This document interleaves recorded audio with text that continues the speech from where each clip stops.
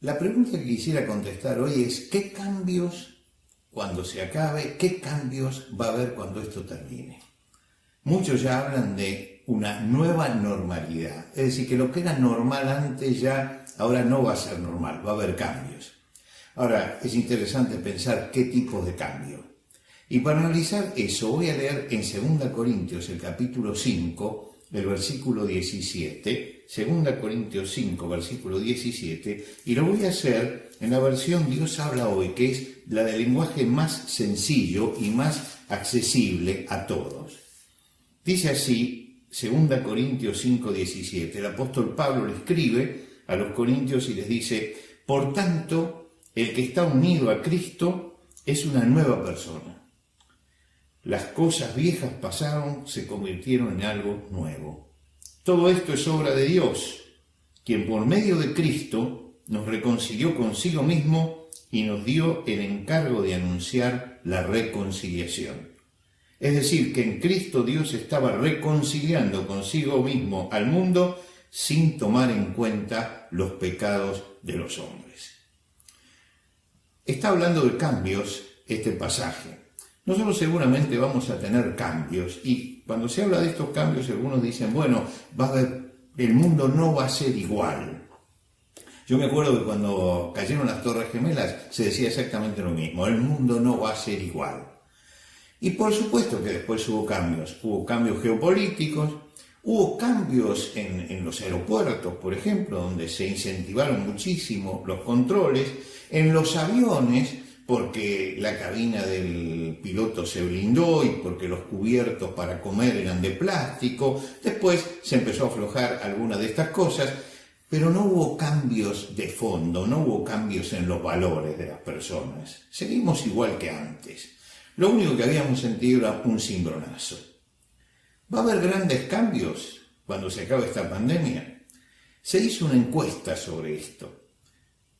Y los resultados son reveladores. Por un lado, un 46% dice que habrá cambios importantes, significativos. Un 41% dice no va a haber cambios, vamos a ser igual que antes. Y el resto dice, no sabemos, no contestamos. Y cuando están en la sección de las encuestas, no sabe, no contesta, es porque realmente no sabe. Por eso no está contestando. Habrá cambios, claro que va a haber cambios superficiales. Por ejemplo, cuando salgamos vamos a andar con barbijo, con el tapaboca, pero no es un cambio sustancial esto. Habrá distancia social, tendremos que vivir distanciados del otro. Los medios de transporte van a cambiar su estilo para no llevar tanta gente. Se va a difundir mucho más el teletrabajo, la gente que trabaja desde su casa y, por supuesto, los vínculos tecnológicos van a tener mayor importancia en nuestra vida por todo esto que sucede. Esto es verdad. Pero ¿habrá cambios en los valores? Este es el problema. Y ahí es donde aparecen los grandes cambios, los verdaderos cambios, cuando cambian los valores. Hay algunos que en forma muy optimista dicen, sí, va a haber mucha más solidaridad cuando esto pase. Diciendo totalmente, el hombre sigue siendo el hombre. Hay solidaridad porque hay peligro. El que se coloca el tapaboca, el barbijo, como le quieran llamar, se lo coloca para autoprotegerse. Está pensando en sí mismo. Por eso se coloca el tapaboca. Aplaudimos a los médicos, ¿no es cierto? Todos los días a las 9 de la noche se aplaude. Y en muchos países latinoamericanos se hace lo mismo, que se aplaude a los médicos en determinado horario. Pero realmente cuando en un edificio de departamento vive un médico, empieza a recibir nota de los vecinos diciendo que se vaya, porque nos puede contagiar el virus, por todo esto. Lo que quiere decir que sí, va a haber cambios, pero los valores van a seguir siendo lo mismo. Me acuerdo de una obra de Bertolt Brecht, la obra El Círculo de Tiza Caucasiano. Es una obra donde hay una reina muy despótica que le hablan de los pobres. Y ella dice, sí, yo amo los pobres, pero los quiero tener lejos por el olor, ¿no? Y creo que muchas veces es así, la solidaridad es algo que proclamamos, pero que después no se ve en la realidad. Cuando hubo la epidemia de poliomielitis en el mundo, surgieron dos médicos que fueron los creadores de las dos vacunas, ¿no? El primero, Jonas Salk, y después Albert Sabin, o Sabin, como le decimos nosotros. Y hay algo en común en ellos: no patentaron la vacuna. Cuando le preguntaron a Salk por qué no había vacunado la vacuna, él dijo: ¿acaso se puede patentar el sol? Y por supuesto fue un acto de generosidad. ¿Usted cree que va a pasar ahora lo mismo? Los laboratorios se están peleando para tener la vacuna porque eso les va a dar tremendas ganancias. Esa es la realidad. El Señor Jesucristo eligió a sus discípulos en Galilea, que era una provincia del norte de Israel. Era gente dedicada a la agricultura, a la pesca, muy alejada de las cosas estrictamente espirituales e intelectuales. Gente de sangre caliente, diríamos nosotros, casi latinos en su forma de ser, con reacciones intempestivas, toscos, directos, porque eran labriegos o pescadores. Entonces ellos eran así, era su característica. Y Jesús trabajó con ellos, y trabajó durante 3 años. Y cuando llegó al final, parecía que el trabajo había fracasado. Porque sí, él había elegido gente, la verdad que muy difícil de cambiar. Había elegido gente que era violenta. Tenía 3 discípulos por lo menos que tenían características muy violentas. Pedro, Juan y Jacobo tenían características violentas. Tenía un exguerrillero, Simón, el celote. Tenía un estafador, opresor del pueblo como Mateo. Lo que quiere decir que no era gente. Y Jesús trató de trabajar en ellos. En 3 años, cuando llegamos al final, nos encontramos que aunque la violencia sigue en ellos, Pedro saca una espada para defenderlo, es decir, siguen siendo lo mismo. Y la incredulidad crece entre ellos, ¿no?